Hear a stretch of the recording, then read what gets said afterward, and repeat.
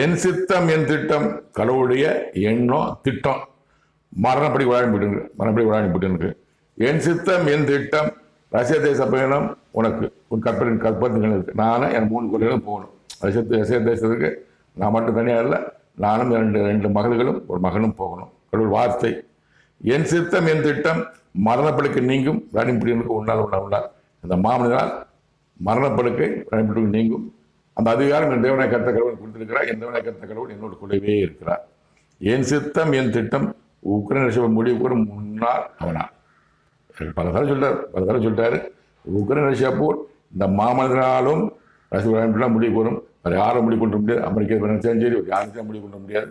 இதுதான் உறுதியானது.